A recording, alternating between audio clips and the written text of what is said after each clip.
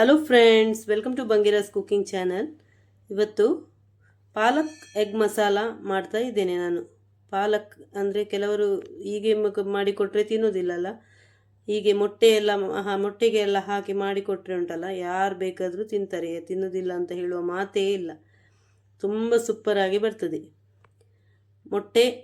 ಪಾಲಕ್ ಮೊಟ್ಟೆ ಮಸಾಲ ಹೇಗೆ ಮಾಡೋದಂತ ನೋಡುವ ಫ್ರೆಂಡ್ಸ್. ನನ್ನ ಚಾನಲನ್ನು ಸಬ್ಸ್ಕ್ರೈಬ್ ಮಾಡದೆ ನೋಡ್ತಿದ್ರೆ ಸಬ್ಸ್ಕ್ರೈಬ್ ಮಾಡಿ, ವಿಡಿಯೋವನ್ನು ಪೂರ್ತಿಯಾಗಿ ಸ್ಕಿಪ್ ಮಾಡದೆ ನೋಡಿ.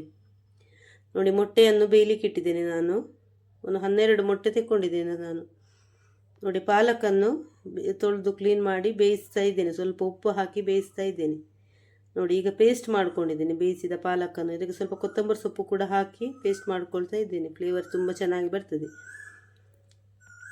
ನೋಡಿ, ಮೊಟ್ಟೆ ನೋಡಿ ಕಟ್ ಮಾಡಿ ಈ ಥರ ರೌಂಡ್ ಕಟ್ ಮಾಡ್ಕೊಂಡು ಇಟ್ಕೊಂಡಿದ್ದೇನೆ. ಕಡಾಯಿಗೆ ಬೆಣ್ಣೆ ಹಾಕ್ಕೊಂಡಿದ್ದೇನೆ ನಾನು. ಬೆಣ್ಣೆಗೆ ಸ್ವಲ್ಪ ಎಣ್ಣೆ ಕೂಡ ಮಿಕ್ಸ್ ಮಾಡಿ ಹಾಕ್ಕೊಳ್ತಾ ಇದ್ದೇನೆ.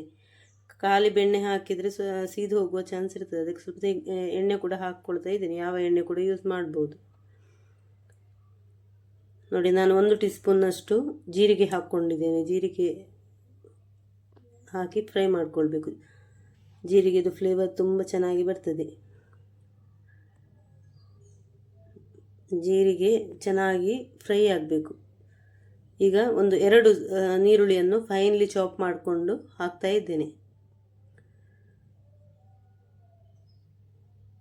ಮೀಡಿಯಂ ಸೈಜ್ದು 2 ನೀರುಳ್ಳಿ ತಗೊಂಡಿದ್ದೇನೆ. ಇದು ಚೆನ್ನಾಗಿ ಫ್ರೈ ಆಗಬೇಕು.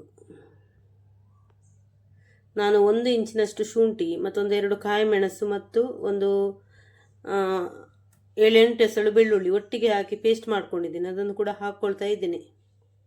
ಜಿಂಜರ್ ಗಾರ್ಲಿಕ್ ಪೇಸ್ಟ್ ಯೂಸ್ ಮಾಡೋದಕ್ಕಿಂತ ಈ ಥರ ಮನೆಯಲ್ಲೇ ಪೇಸ್ಟ್ ಮಾಡಿ ಯೂಸ್ ಮಾಡೋದು ಒಳ್ಳೆಯದು, ನೀವು ರೆಡಿಮೇಡ್ ಯೂಸ್ ಮಾಡೋದಕ್ಕಿಂತ. ನೋಡಿ, ಟೊಮೆಟೊ ಪ್ಯೂರಿ ನಾನೊಂದು 3 ಟೊಮೆಟೊವನ್ನು ಪೇಸ್ಟ್ ಮಾಡ್ಕೊಂಡಿದ್ದೇನೆ. ಹೀಗೆ ಹಸಿ ಟೊಮೆಟೊವನ್ನು ಪೇಸ್ಟ್ ಮಾಡಿಕೊಂಡು ಇಟ್ಕೊಂಡಿದ್ದೆ, ಅದನ್ನು ಕೂಡ ಹಾಕ್ಕೊಳ್ತಾ ಇದ್ದೇನೆ. ಇದು ಚೆನ್ನಾಗಿ ಫ್ರೈ ಆಗಬೇಕು. ಇದು ಟೊಮೆಟೊ ಉಂಟಲ್ಲ, ಅದರ ಹಸಿ ಸ್ಮೆಲ್ಲೆಲ್ಲ ಚೆನ್ನಾಗಿ ಹೋಗಬೇಕು. ಅದಕ್ಕಾಗಿ ಚೆನ್ನಾಗಿ ಫ್ರೈ ಆಗಬೇಕು. ನಿಮ್ಮದು ಹಸಿ ಸ್ಮೆಲ್ ಇದ್ದರೆ ಉಂಟಲ್ಲ, ನಿಮ್ಮದು ಗ್ರೇವಿ ತುಂಬ ಚೆನ್ನಾಗಿ ಬರೋದಿಲ್ಲ, ಅಷ್ಟು ಚೆನ್ನಾಗಿ ಬರೋದಿಲ್ಲ.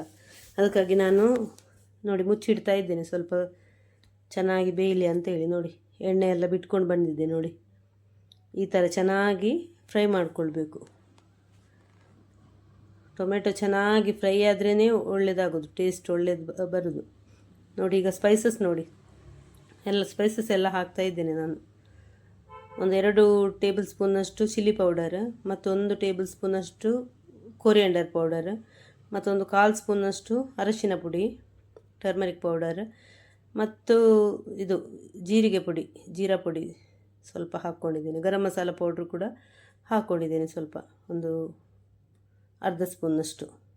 ನೋಡಿ, ಈ ಪಾಲಕ್ ಪೇಸ್ಟನ್ನು ಕೂಡ ಹಾಕ್ಕೊಂಡಿದ್ದೇನೆ. ಪಾಲಕ್ ಮತ್ತು ಕೊತ್ತಂಬರಿ ಸೊಪ್ಪಿದು ಪೇಸ್ಟ್ ಉಂಟಲ್ಲ, ಅದನ್ನು ಕೂಡ ಹಾಕ್ಕೊಂಡಿದ್ದೇನೆ. ಇದನ್ನು ಚೆನ್ನಾಗಿ ಫ್ರೈ ಆಗಬೇಕು, ಚೆನ್ನಾಗಿ ಬೇಯಬೇಕು. ನೋಡಿ, ಮಿಕ್ಸಿ ತೊಳೆದ ನೀರನ್ನು ಕೂಡ ಹಾಕ್ಕೊಂಡೆ.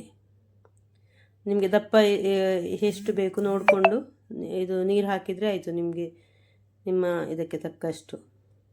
ತುಂಬ ನೀರಾದರೂ ಅಷ್ಟೊಂದು ಒಳ್ಳೆಯದಾಗೋದಿಲ್ಲ ಮಸಾಲ. ಹಾಗಾಗಿ ನೀವು ಚೆನ್ನಾಗಿ ಕುದಿಬೇಕು. ನೋಡಿ, ರುಚಿಗೆ ನೋಡಿ ಉಪ್ಪು ಹಾಕ್ಕೊಳ್ತಾ ಇದ್ದೇನೆ. ಮೊಟ್ಟೆಯನ್ನು ಕಟ್ ಮಾಡಿ ಹಾಕಿದ್ರೇ ಟೇಸ್ಟ್ ಒಳ್ಳೆಯದಾಗೋದು. ನೀವು ಈಗ ಇಡೀ ಮೊಟ್ಟೆ ಹಾಕೋದಕ್ಕಿಂತ ಚೆನ್ನಾಗಿ ಕಟ್ ಮಾಡಿ ಹಾಕಿದರೆ ಒಳ್ಳೆಯದಾಗ್ತದೆ.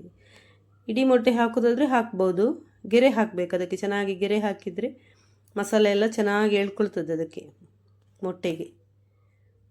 ನೋಡಿ, ಚೆನ್ನಾಗಿ ಕುದೀತಾ ಉಂಟು. ನೋಡಿ, ಮಸಾಲೆ ಎಷ್ಟು ಚೆನ್ನಾಗಿ ಬಂದಿದೆ ನೋಡಿ. ಈಗ ಮೊಟ್ಟೆಯನ್ನು ಹಾಕ್ತಾ ಇದ್ದೇನೆ ನಾನು. ನೀವು ಬೆಣ್ಣೆ ಯೂಸ್ ಮಾಡಿ, ಬೆಣ್ಣೆ ಅಥವಾ ತುಪ್ಪ ಯೂಸ್ ಮಾಡಿ, ತುಂಬ ಒಳ್ಳೆಯದಾಗ್ತದೆ. ಇಲ್ಲದಿದ್ದರೆ ಎಣ್ಣೆ ಕೂಡ ಹಾಕ್ಬೋದು, ಎಣ್ಣೆಯಲ್ಲಿ ಕೂಡ ಮಾಡ್ಬೋದು. ಆದರೆ ಇಲ್ಲದ್ರೆ ತುಪ್ಪ ಹಾಕೋದ್ರಿಂದ ಒಳ್ಳೆ ಟೇಸ್ಟ್ ಆಗ್ತದೆ. ನಾನು ಬೆಣ್ಣೆಯಲ್ಲೇ ಮಾಡ್ತಾ ಇದ್ದೀನಿ. ನೋಡಿ, ನಾನೊಂದು 12 ಮೊಟ್ಟೆ ತೆಕ್ಕೊಂಡಿದ್ದೇನೆ. ನಿಮಗೆ ಬೇಕಿದ್ದಷ್ಟು ನೋಡಿಕೊಂಡು ಹಾಕಿದರೆ ಆಯಿತು. ಚೆನ್ನಾಗಿ ಕುದಿಬೇಕಿದ್ದು ಮೀಡಿಯಂ ಫ್ಲೇಮಲ್ಲಿ. ಮೊಟ್ಟೆ ಹಾಕಿದ ಮೇಲೆ ಉಂಟಲ್ಲ, ಸ್ವಲ್ಪ ಮೀಡಿಯಂ ಫ್ಲೇಮಲ್ಲಿ ಇಟ್ಟು ನಾನು ಮುಚ್ಚಿಡ್ತಾ ಇದ್ದೇನೆ, ಸ್ವಲ್ಪ ಕುದೀಲಿ ಅಂತ ಹೇಳಿ. ಚೆನ್ನಾಗಿ ನೀವು ಮೊಟ್ಟೆ ಹಾಕಿದ ಮೇಲೆ ತುಂಬ ಸೌಟ್ ಹಾಕಬೇಡಿ, ಅಂದರೆ ಮೊಟ್ಟೆ ಎಲ್ಲ ಕಲಡಿ ಹೋಗ್ತದಲ್ಲ, ಅದಕ್ಕಾಗಿ ತುಂಬ ಸೌಟ್ ಹಾಕಬೇಡಿ.